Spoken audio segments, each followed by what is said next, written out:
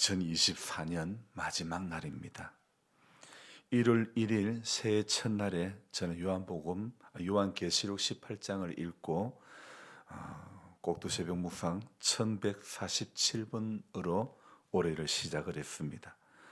올해 마감하는 오늘 새벽에는 1506번째 글을 적었습니다. 그래서 제가 오늘 몇 번을 적었는가 계산을 해봤습니다. 1506 빼기 1147 하니까 359가 나오는 거예요. 휴가 때 4일 빠지고 연화교회 설교하러 간다고 주일 한 번 빠지고 그래서 총 5번 빠진 것 같은데 그러면 364가 되는데 왜 364일이지? 아무리 생각해도 하루가 안 보이는 거예요.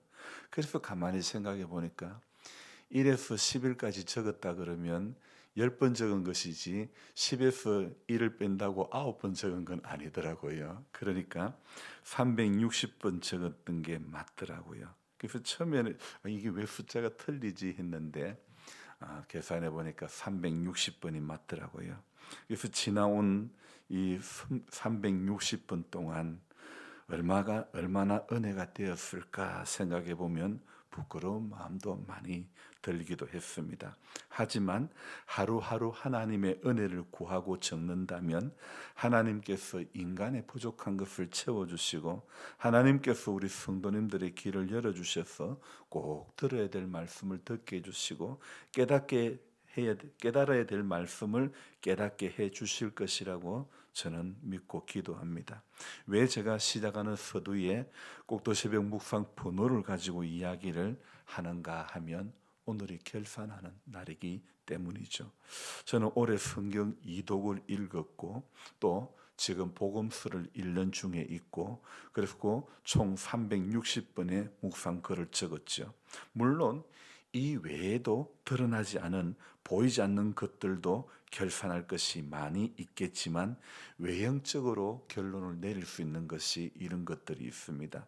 지난 이 한 해를 결산하면서 360번 새벽마다 성경 붙들고 컴퓨터 자판하고 씨름하며 이렇게 하루하루 지나올 수 있었다는 것이 감사하고 더 감사한 것은 이 중에 어느 하루도 몸이 아파서 몸살이 나서 도저히 못하겠다 이런 날이 없었다는 것이 너무 감사합니다. 물론 약간의 아픔은 있었지만 그러나 정말 너무 아파서 힘들다 이렇게 된 적은 없었던 것 같습니다.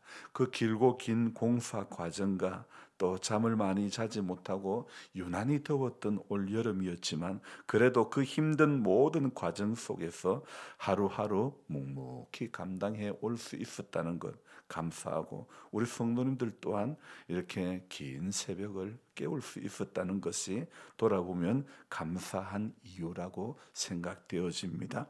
마태복음 25장 19절에 이런 말씀이 있습니다. 오랜 후에 그 종들의 주인이 돌아와 그들과 결산할세. 주님은 달란트를 남긴 종들에게 이렇게 말씀하시죠. 장사를 해서 이제 남겼던 그 종들에게 착하고 충성된 종아, 내가 적은 일에 충성하였음에 내가 많은 것을 네게 맡기리니 네 주인의 즐거움에 참여할지어다. 주인이 칭찬했던 이유가 무엇입니까? 주인이 맡긴 것을 아끼지 않고 허비하지 않고 주인이 보든지 안 보든지 진실하고 선한 마음을 가지고 선용을 했기 때문이죠. 그래서 주인이 부탁하신 말씀대로 순종하고 믿고 그대로 했기 때문에 그래서 끝내는 네 주인의 즐거움에 참여할지어다 이 말씀을 듣는 사람이 되었던 것이죠. 여러분 달란트 비유가 주인이 돌아와서 셈할 때 바로 결산할 때 한 말이죠. 오늘 이 결산의 날에 우리 주님께서 우리에게 하시는 말씀이 네가 적은 일에 충성하였음에 내가 많은 것을 네게 맡기리니 내 주인의 즐거움에 참여할지어다. 이런 은혜가 우리에게 있었으면 좋겠습니다. 맺었습니다.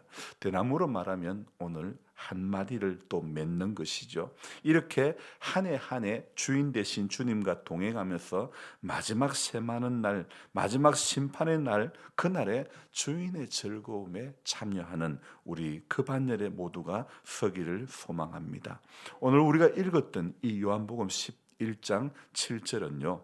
그 후에라는 말로 시작을 하지 않습니까? 그 후에라는 말은요. 바로 앞에 말씀을 받는 말씀인데요. 6절에 우리 요한복음 11장을 시작하면서 등장하는 인물이 어제와 마찬가지로 마리아와 마르다 그리고 그 오라비 나사로 이야기가 나오는데 나사로가 병들었다 함을 들으시고 그 계시던 곳을 이틀을 더 유하시고 바로 이 말씀 뒤라는 거죠. 그러니까 이틀이 지난 뒤에 우리 주님은 제자들에게 뭐라고 말씀하십니까? 유대로 다시 가자. 그렇게 말씀하십니다. 유대 지방으로 가자고 하신 주님의 말씀에 8절에 제자들이 예수님께 말씀합니다. 뭐라고요? 랍비여, 방금도 유대인들이 돌로 치려 하였는데 또 그리로 가시려 하나이까? 자, 선생님, 금방 유대인들이 돌로 치려고 했던 그 길을 왜 또 가십니까? 이 제자들 입장에서는 이해가 안 되는 겁니다. 여러분 9절을 봅시다. 제가 왜 또 자꾸 성경을 보자고 그러는지 아십니까? 제자들이 질문할 때가 사람들이 바리새인들이 성경에서 누가 이야기할 때 예수님이 하신 말씀을 우리는 눈여겨 보아야 되는 것입니다. 새벽에 나와서 우리가 말씀을 들어도 늘 제가 보자는 구절은 눈여겨 보아야 되는 것입니다. 왜냐하면요. 사람들이 예수님께 하는 질문은 여기에 나오는 제자들뿐만 아니라 예를 들면 니고데모가 선생님 사람이 늙으면 어떻게 두 분 날 수 있습니까? 이렇게 질문하는 경우 성경의 인물들이 예수님 앞에 나와서 질문하는 그 질문 역시 우리가 역시 궁금해할 수 있는 질문일 수도 있다는 것이죠. 그러니까 그때 질문할 때마다 사람들이 예수님 앞에 나와서 질문할 때마다 그때 주님이 무슨 말씀을 하셨는가를 눈여겨보아야 하는 것입니다. 우리 9절 10절 같이 읽습니다.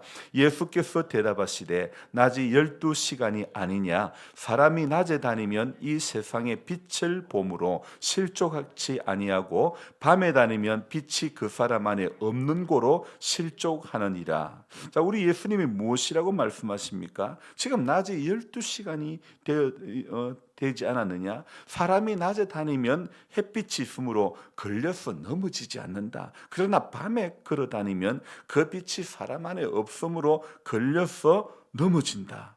예수님께서 지금 나사로의 소식을 듣고 이틀을 더 머무시다가 드디어 이제 나사로에게 가시기로 결정을 했죠. 하지만 제자들은 유대 지방 바리새인들을 비롯한 예수님을 죽이려고 하는 그 세력들을 생각하며 그곳으로 가기를 지금 두려워하는 것입니다. 바로 얼마 전에 그들이 예수님을 돌로 쳐 죽이려고 했던 그 기억이 생생하기 때문에 더욱 두려움이 컸을 것입니다. 우리 역시 지금 나라가 어수선한 가운데 또 비행기 사고마저 났으니 지나온 여러 사건들에 대한 기억이 떠오르며 트라우마가 생겨날 수도 있습니다. 하지만 우리는 아픈 현실 속에서 하늘을 보아야 됩니다. 말씀을 보아야 됩니다. 예배를 드려야 됩니다. 은혜를 받아야 됩니다. 왜요? 그래야 내가 살기 때문입니다.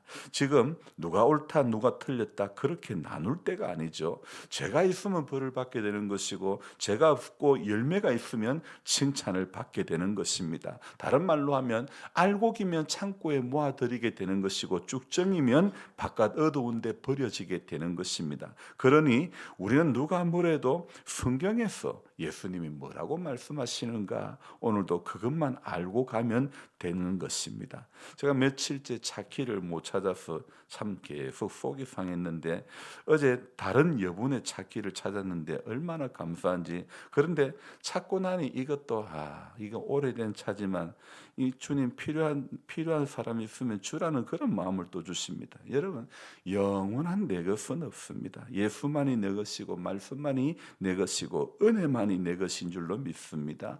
제자들에게 우리 예수님이 뭐라고 말씀하십니까?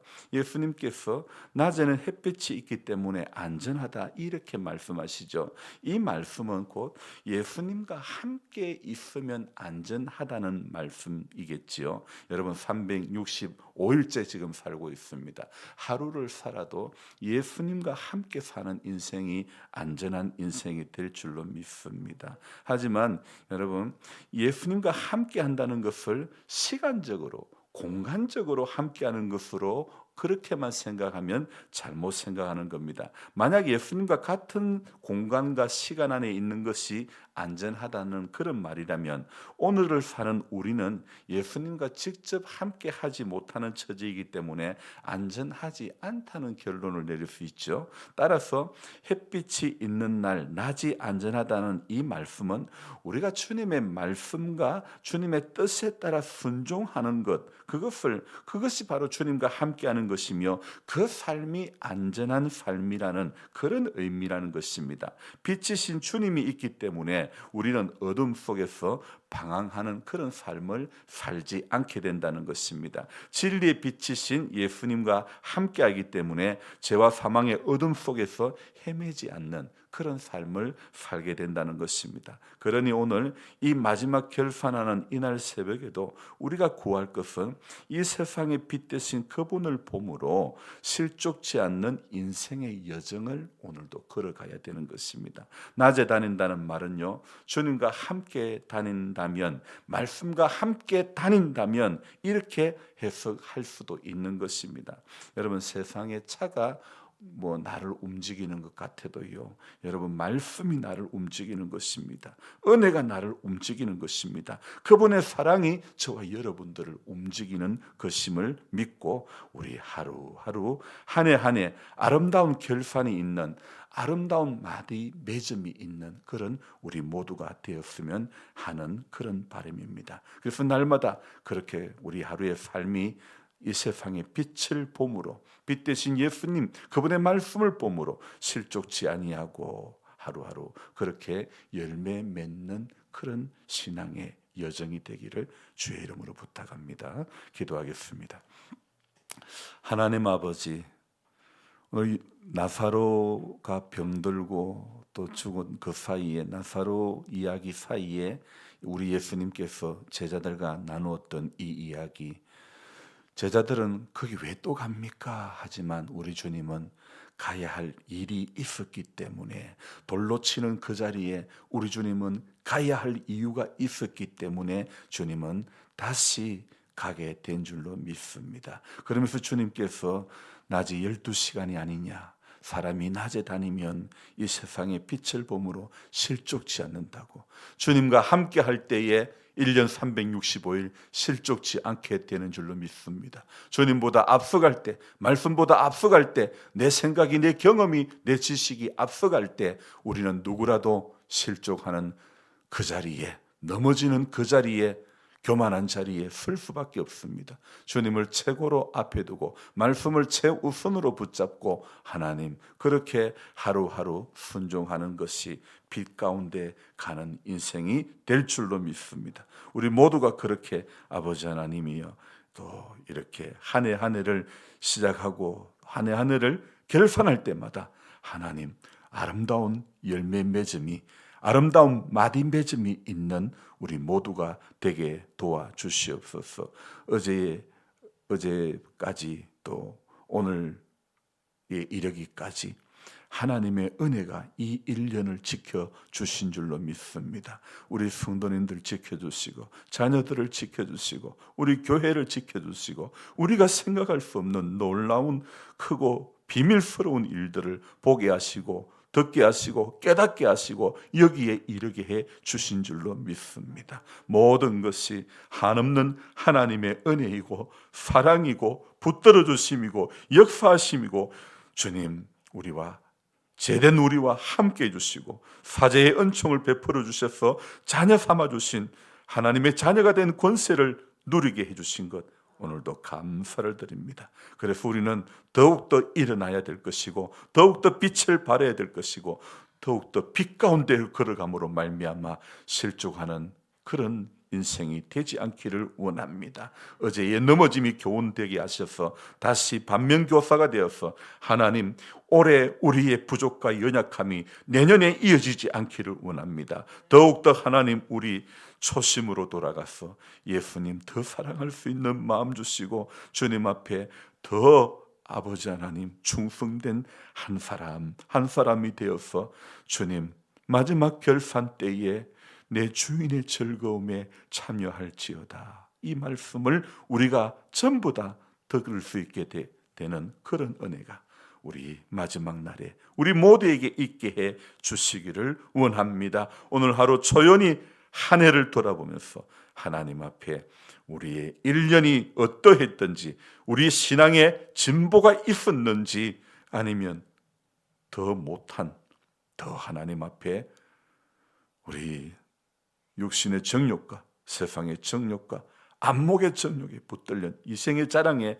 붙들려 그렇게 살았던지는 않았는지 돌이키며 회개하며 하나님 앞에 아름다운 결산하게 하시고 또다시 결단하며 돌이키며 하나님 순종하는 은혜가 우리 가운데 있게 하여 주옵소서. 감사를 드리며 예수님의 이름으로 기도드리옵나이다. 아멘.